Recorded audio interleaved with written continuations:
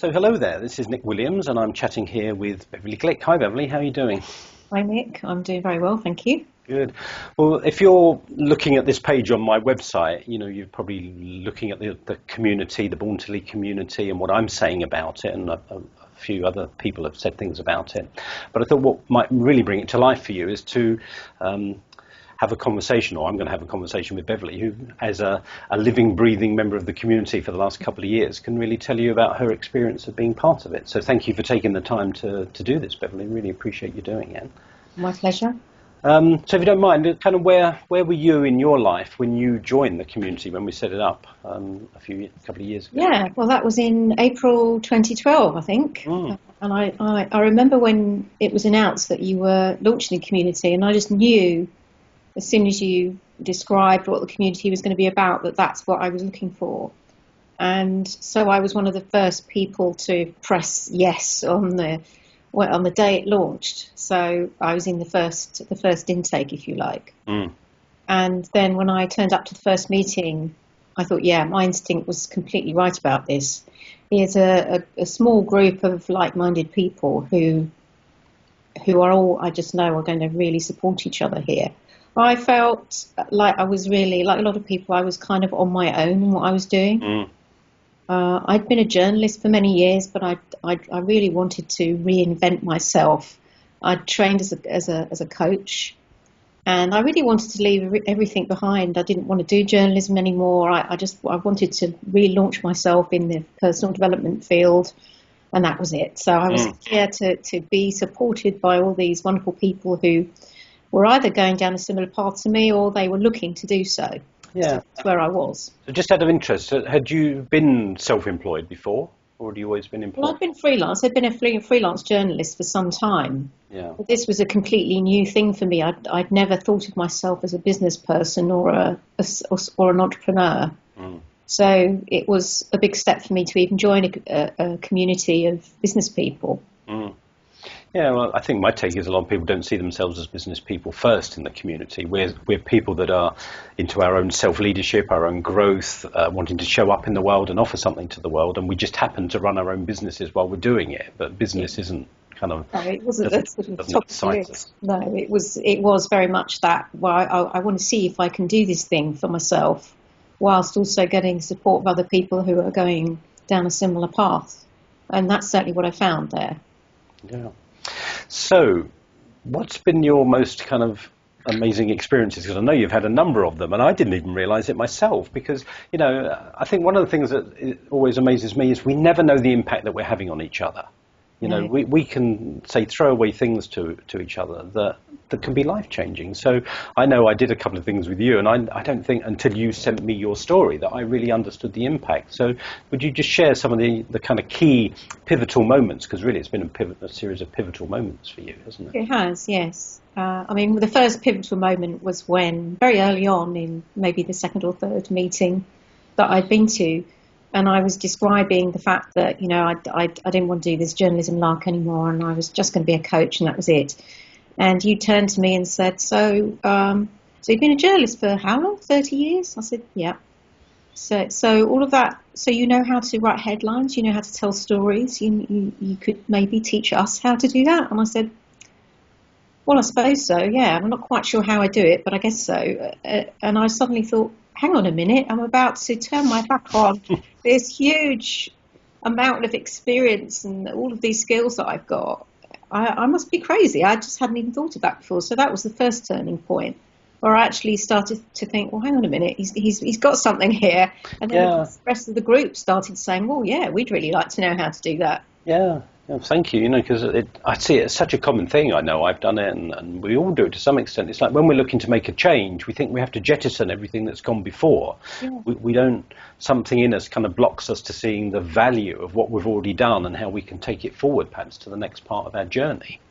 Yeah, absolutely. And I just hadn't seen that at that point. So, that's really all I needed to really start to reevaluate everything. And then it must have been about a month later that you turned around to me and said, I know what you are.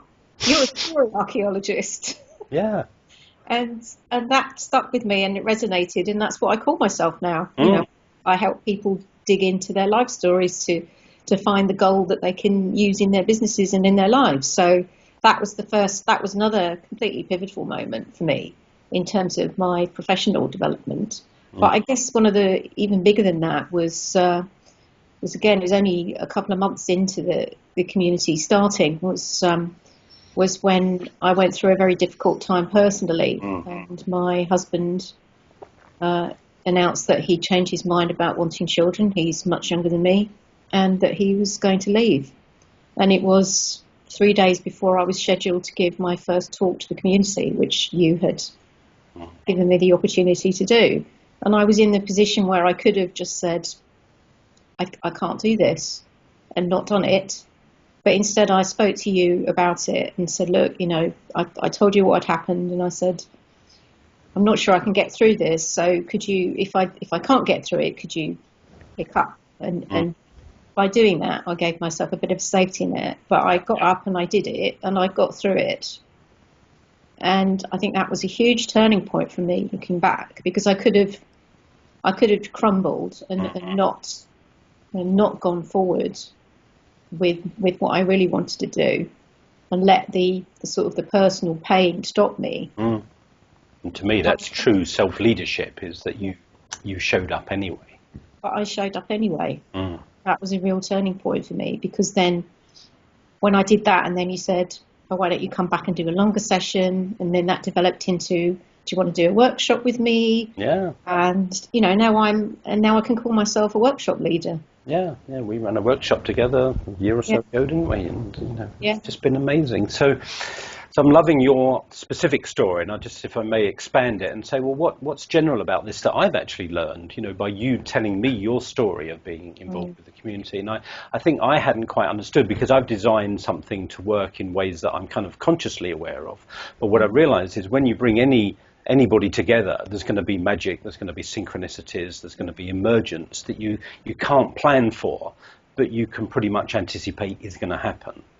And that's really what I see has happened with you. It's like, you couldn't have joined the community and given me a plan and said, right, this is what I want to happen by joining the community. A lot of it's just kind of emerged as new possibilities, almost in the moment, hasn't it? Yeah, no, it has. And it's only actually when you asked me to write the story that I looked back and I just saw how many of those moments there were.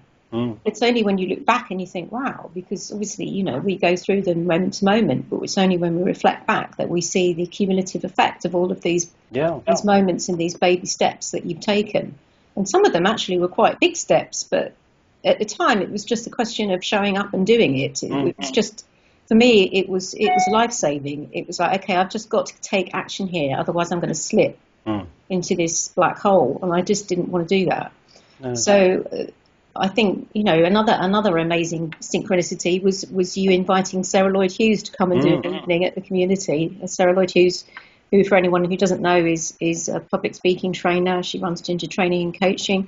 She came to do an evening at the community, and that was the first time that I'd ever got up to speak in front of a group of people. And it was such a moment that I actually burst into tears afterwards. Yeah, well, I nudged you to do it, and you were going, no. I know, and I didn't want to do it. and then here I am, nearly 2 years later, and I'm actually working for Sarah. Yeah, you're presenting. You're a public speaker. You won the competition. It's extraordinary, really, when you think about it. And for me, it was just all taking the chances when they were offered. Yeah, and being willing to cross those thresholds. Yeah. When they were offered to you, and so often, I don't know about you, but for me, it's so easy for me to slip into my own resistance when left to my own devices. So one of the reasons I keep putting myself in kind of community type environments is simply to get myself positively challenged, really. Yeah, absolutely. And that's what you've been willing to do. That is, and I don't. I just know I wouldn't have done half of these things if I hadn't been part of the community. Because I would have just been sitting at home ruminating, thinking, I don't know. Thinking about doing them rather than doing it. Yeah. Yeah.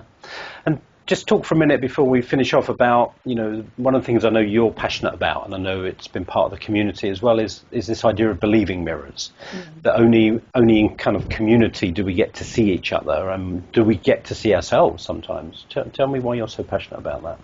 Yeah, I mean, this is the concept that you introduced me to through the community. This concept that sometimes we don't see ourselves in our best light. You know, we tend to be so critical of ourselves that we don't see or celebrate our gifts and our talents.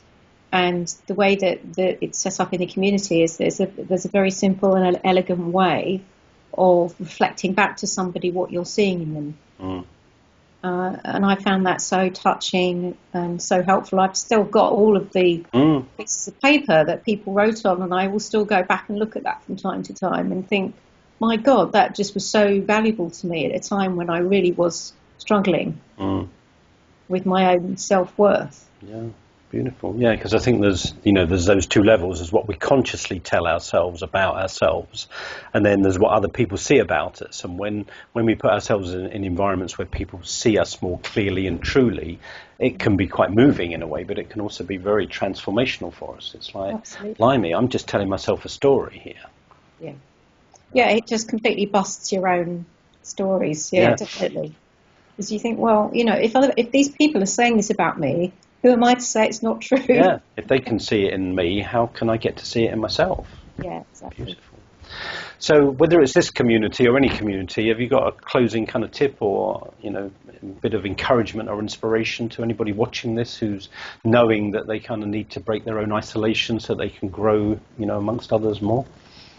Yeah, I would say just really give yourself the opportunity to be supported by a wonderful group of kindred spirits, because how often are we given that chance? There aren't many places where we can come together in community these days. So I think as it's been it's been life changing for me, and I don't use those words lightly. And I know that, especially for people who maybe don't like networking or hate, all of that kind of business stuff really puts them off. I'd just like to reassure everybody that's listening and watching, this community is not, and it's just the polar opposite to that. It's like being held in a gentle embrace. Thank you. Yeah, well, that was always my goal. Is one of the expressions I've always loved is like friends helping friends, and that's the way I see it. We're all just friends. Well, I say we're all friends helping friends. We want to see each other blossom and bloom, and we're not threatened by each other's success. We celebrate each other's success, and that's absolutely it's not competitive at all. It's just wonderful to come into that room and know that you're going to see every single one of those people in that room, and there could be 20 people. Up to that number, and every one of them is going to be a friendly face. Beautiful. Well, thank you for taking the time to share this with people watching it, and thank you for being part of the community. To me, you're the poster child of what I wanted to happen from what I set up a couple of years ago. So I'm thrilled to have been part of the journey with you, and I know we're only at probably the first few chapters of our journey together. Yeah, and I thank you so much for setting me those mini challenges all the way along, that have turned into something really that have got me much closer to the work I was born to do. So thank you. Brilliant. Well, I'll set you some more challenges. I'll raise the bar. Yeah. All right. Well, thanks, Beverley. Thanks, Nick. Thanks. Bye.